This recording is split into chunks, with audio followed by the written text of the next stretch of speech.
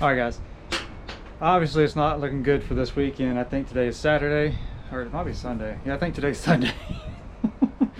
But I did manage to get some stuff done. Like, so we had like some rain come in and stuff, but that's not the reason. Like I said, it just was really hard to find the motivation to start working on this thing. I don't know why. But I got the engine completely stripped down. Got everything out of the way, got the rack out of the way, got the exhaust out of the way, except for this side, which is like almost impossible to get in or out. So I'm gonna wait till I get the engine free and lift it up a little bit that I can slide it out. Right now, I got the wheels back on the car. I'm gonna lower the car, roll it back so I can use my chain fall with the car awning. That's it. Super sketchy, but I've done it this way many times before. So I don't know why I'm getting such a, like, I want to like push to get all this stuff done like in the middle of winter. Like, the weather's driving me crazy. Can't stand it. Absolutely can't stand it. So out here in this freaking cold wind stuff is stupid. But anyway, gonna put this thing on the ground, push it back, get the engine pulled up, and I show you guys all the stuff I want to put on the new engine to get it ready. Yeah, and then we're just gonna sit this thing down in there and fingers crossed that everything goes good. Like I said, I know I'm gonna have to go get the car tuned again, but I got a buddy that has a shop. I'm gonna like reach out to him and see if he can just help me get it tuned to where, you know, like not put on the dyno or anything, just like, you know, get on the road, and make sure this thing's actually gonna live. Because like I said, there's way more I want to do to this thing before I start beating on it and all that kind of stuff. So main goal, get the engine in the car out of the way, get the old engine out, sell it, so I'll have the money to finish the RX-7s, get those things together. So just going through it. Get the stuff off the car that I don't want, sell it, get the stuff that I do want. But like I said, I'm gonna get this thing down, push it back, and go ahead and get the engine, start pulling the engine out, and I'll show you guys that process. I'm fairly confident this will come out this way pretty easy, just because when I pulled the engine out of the crash car, it come out pretty easy this way, but I didn't have like the fenders and all that stuff. So we'll see. Wish me luck. But all right, guys, I learned a few things. Pulling it out from the top is definitely not the best way for sure, which should be a no-duh for a lot of people. But the worst part about it was just the oil pan right here on these corners were catching right here, and you can see it kind of like marked it up a little bit, which made it a headache. And on the clutch, it wouldn't slide, the engine wouldn't go far enough to clear the input shaft, so I had to like unbolt the clutch while I was in the car. So basically all you had to do was clear the flywheel from the front of the input shaft instead of clearing the splines and everything on the clutch. So definitely not as easy as I was hoping. The automatic car, it was a little bit different because once you got the flex plate unbolted, it just slid apart, so it wasn't a big deal. You basically slide it forward a little bit and it would go straight up. With a manual car, it wasn't that easy, but I got a solution for it.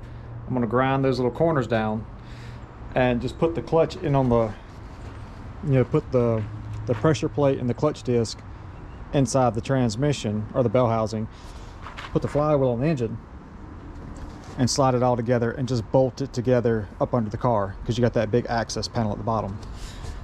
But yeah, like I said, I would like to do more, film more right now, but it's just the weather is killing me. I'm freezing to death. The wind is brutal outside right now. But the old LS1 looks like it's doing pretty good. Probably just going to sell the accessories and sell the stuff off of it and keep the engine for a spare. Possibly just sell it to get other stuff. My clutch was totally shot.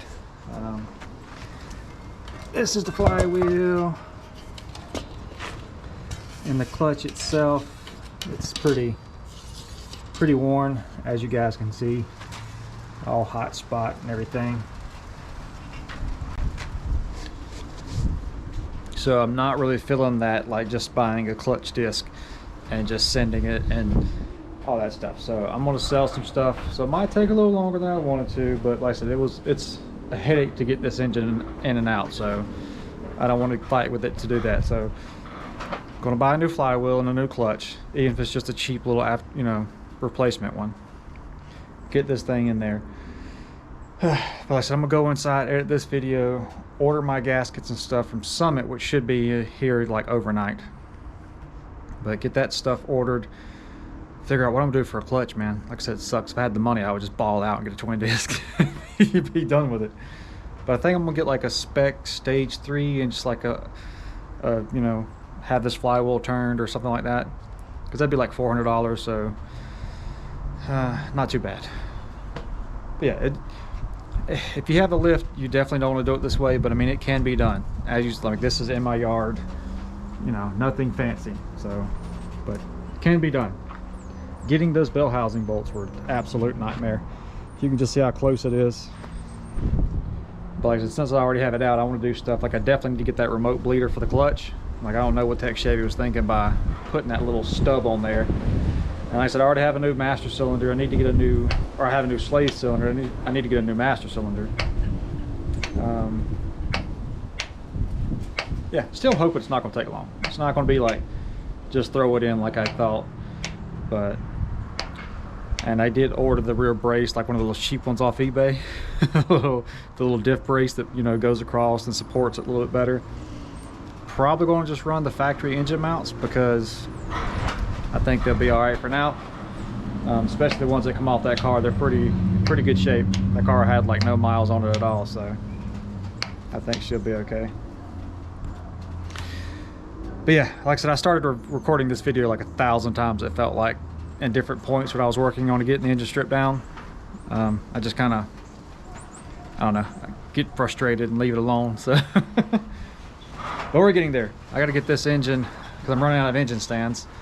I got to get this thing kind of out of the way, so I'll probably like put it on my jack and just roll it back a little bit. When the gasket's here, we'll flip that engine upside down.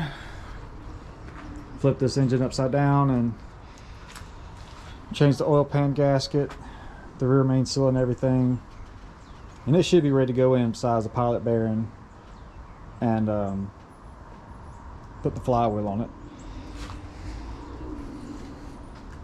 And another thing that I noticed, I don't know if I mentioned it or not, but I guess you got to have like a special brace for the supercharger kit with the intercooler and everything. So I'm gonna have to like cut and make my own, because like where the radiator mounts, it's a little bit lower on, you know, with the kit, so you have room for the supercharger and everything. So that's a problem. But like I said, we'll take care of that stuff the next couple of videos. Like I said, for now I'm kind of at a stopping point. It's too cold to do any kind of pressure washing, so I'd like to clean the engine bay and clean the other engine before it goes in. So when those gaskets get here, I'll probably do that all in the same video. Get everything cleaned up, get some fresh gaskets on that thing just in case. Like I said, that'd be like the worst thing in the world, throw this in there and the oil pan start leaking. So get all that stuff done. I know the clutch is going to take a couple days to get in depending on where I order it from. So definitely didn't happen this weekend, but this coming weekend for sure. And we're going drifting. This coming Friday I'm going drifting. I've already made my mind up.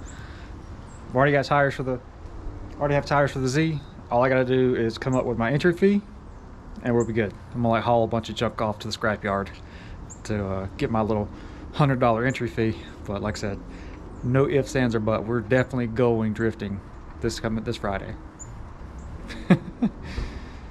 Yeah, for now that's it. Like I said, I'm cold and beat up. I don't know what General Motors cast these things out of, but it feels like they were cast with razor blades, man. Every angle on this thing, every piece of metal is like razor blade sharp. It is crazy. And that's not like busting my knuckles and stuff. That's just from touching stuff, moving stuff around. Like, it is sharp, right? Yeah, it's not going as good as I wanted it to go, but it's going. So like I said, it's progress. But yeah, and we have a spare engine now. Like, it'd be cool to do like a 308 stroker maybe in the future, or just freshen it up and throw it in something else. So, or sell it for cooler parts for the Cobra, for the Corvette. And I got some stuff I'm gonna do with my exhaust system too, kind of merging things together. But it should sound and be pretty rowdy when it comes back out. So, but all right, that's it for now. I'm going inside to get warm. It's cold. All right, guys, appreciate you watching, and we'll see you on the next one.